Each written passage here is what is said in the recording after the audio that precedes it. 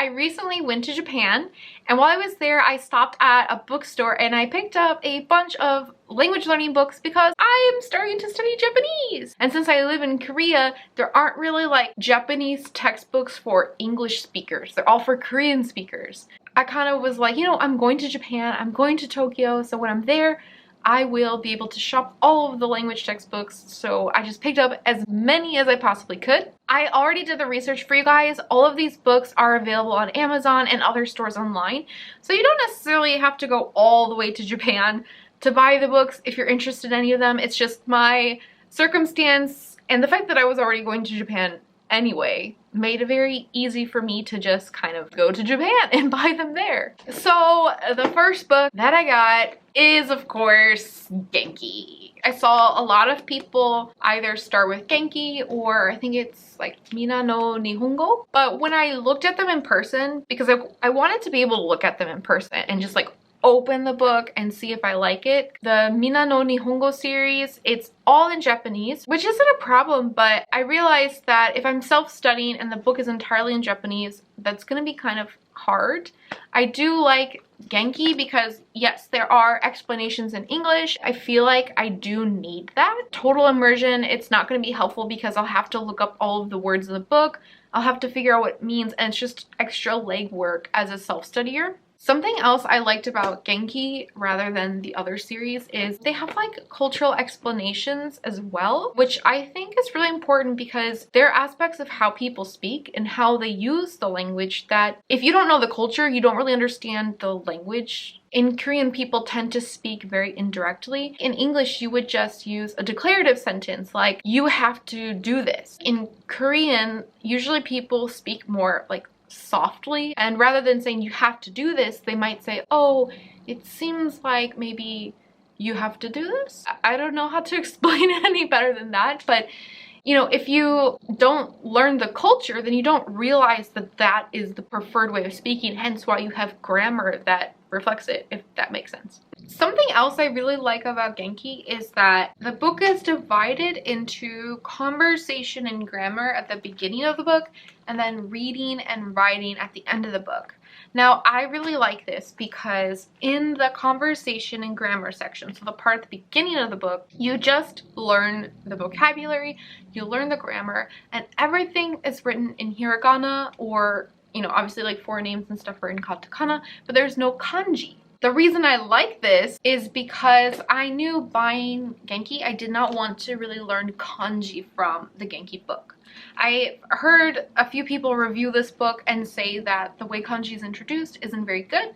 So I knew buying this that I was also going to be buying a separate book or resource to learn kanji from. I kind of realized if I'm learning like grammar and language in one book and kanji in the other, the kanji that I'm learning in one book might not be introduced in the same order. And then my concern was if I want to study this curriculum, but I'm learning the wrong, you know, the kanji is not in the same order as this book, then will I be stuck? But no, because the conversation and grammar and like basically the meat of the language is taught in hiragana. And then if you want to learn kanji and practice reading with kanji and writing, you can do that in a separate section. See this huge list of the kanji, what they look like, you see the meaning and the different readings.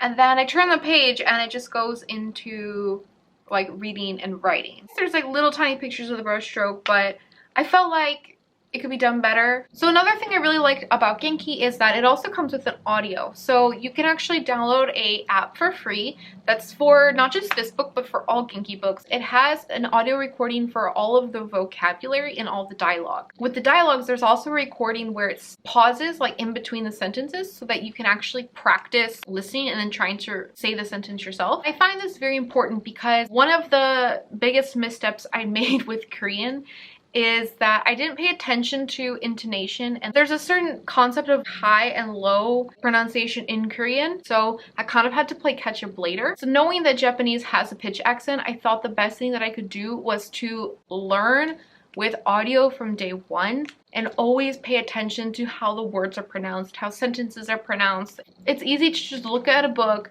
you learn the alphabet, you read it out loud to yourself, and thinking in your head you've got it, because a lot of times you don't got it. you're not necessarily going to pick up those patterns and be able to say it exactly that way if you don't listen to native speakers.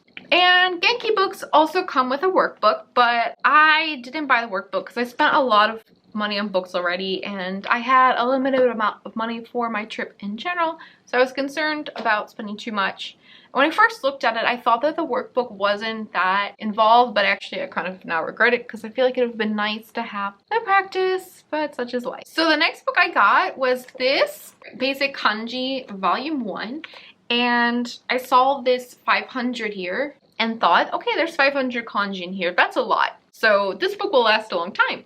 But I realized that volume, like, it actually is 500 total. Like, the volume 1 and volume 2 combined are 500 kanji. So this is only 251, but that's okay. So I've heard a lot of people talk a lot about this book series called Remembering the Kanji. But when I got to Japan and I got to Kinokuniya and I looked at that book, I just thought it just seemed too wordy for me. I don't know, that's just my personal preference. I'm sure obviously it works for other people. I don't necessarily need a lot of information to remember something. I just want something small and simple and brief that I can just remember.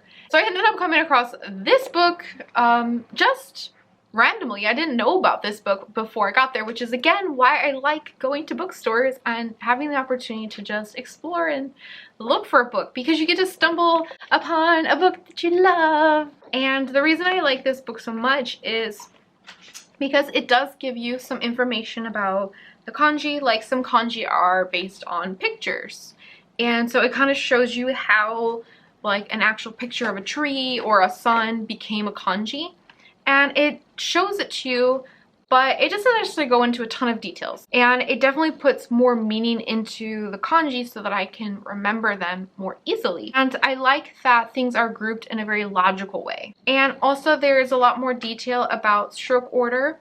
They give you an opportunity to practice the stroke order in the book directly and to trace it, which Genki doesn't give you. Maybe Genki does in the workbook, I don't know. So I think what I'm going to do is I'm going to learn kanji with this book. Then I think at some point when I feel like I've gotten all the kanji that are in Genki, I'll probably go back to Genki and practice, use the reading and writing practice in Genki after. Since we're talking about kanji, I also wanted to talk about these cute notebooks that I have to study kanji with. Yeah, I think I went to Shibuya Sky, and within that mall there was a Tokyo Hands, and I got this one there. It's not very cute, but it was literally the only one that they sold, so I bought it just so I could have something. Later, I went to Harajuku with my friend, and in the Daiso there, I found these cute ones. I looked, but I could not find these online, so if you are not in Korea, I recommend just searching for this brand, Campus. I'll put it down in the description box as well so you guys can check, but Campus Kokuyo, I think this brand was like the biggest brand that I saw in Japan selling notebooks, and I think that you can find notebooks to write kanji in from this brand online, but just maybe not this specific one. So the next book I got is this Shadowing Japanese.